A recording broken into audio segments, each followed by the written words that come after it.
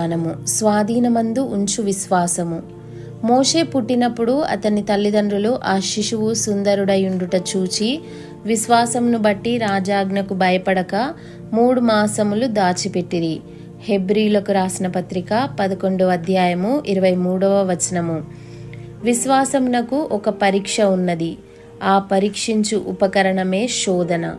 శోధన వేళలో తమ విశ్వాసంను కోల్పోవారు విశ్వాసులు అని పిలువబడలేరు. తమ విశ్వాసంను కాపాడుకుని వారే విశ్వాస వీరులు. రక్షకుడును విమోచకుడైన యేసు జన్మించినప్పుడు సాతాను ఆయనను తక్షణమే నాశనము చేయగొరెను. అలాగే ఇశ్రాయేలీయుల విమోచకుడు రక్షకుడైన మోషేను సాతాను నశింప చేయగొరెను.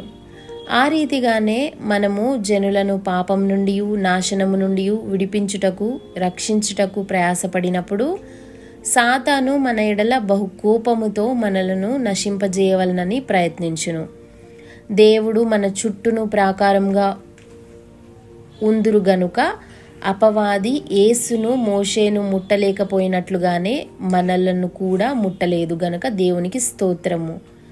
ఒకవేళ శిశువును దాచిపెట్టుట బుద్ధిహీనమైన కార్యమని పొరుగువారు మోషే తల్లిదండ్రులకు సలహా ఇచ్చి ఉండవచ్చును. ఎంతకాలము నీవు దాచిపెట్టగలవు?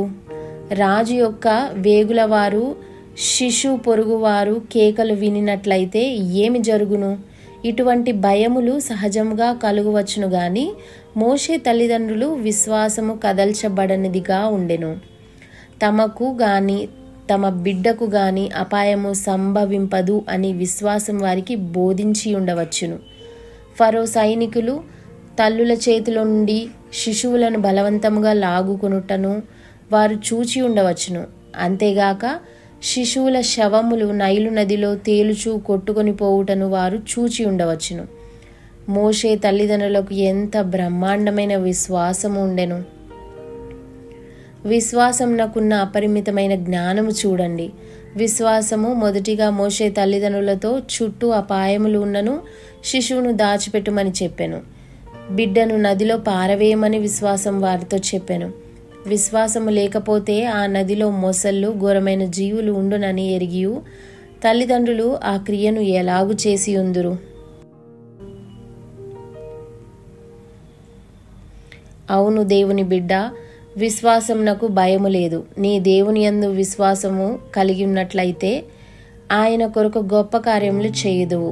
నీవు చీకటిలోనికి తెలియని వారి యొద్దకి సాహసించి వెళ్ళి నరకమునకు నాశనమునకు వెళ్ళు ఆత్మలను తప్పించి రక్షించగలవు.